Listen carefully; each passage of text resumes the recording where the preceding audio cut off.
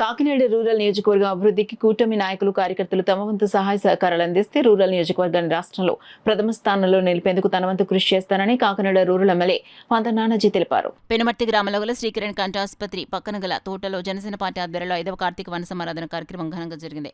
MLA పంత నానాజీ అధ్యక్షతన జరిగిన కార్యక్రమంలో MLC Perapathula Rajasekhar, DCCB chairman Tummala Ramaswamy Babu, civil supplies chairman Thota Sudheer, మాజీ MLC Chaitanyaraju, Settibalija corporation director doctor Chappidi Venkateswararao, రాష్ట్ర Gouda corporation director Prakash Goud, rural నియోజకవర్గం కోఆర్డినేటర్ కటకంశెట్టి బాబీ, జనసేన నాయకులు కరి గోపాలకృష్ణ, కూటమి నాయకులు, కార్యకర్తలు పాల్గొన్నారు.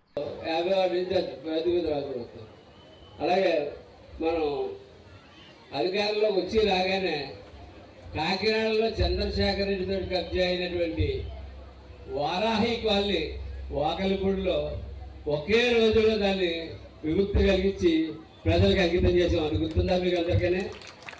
అలాగే అందులో పాపం చర్చి కూడా ఉంది, ఆ చర్చి కూడా దాంట్లో విముక్తి కలిగించాం.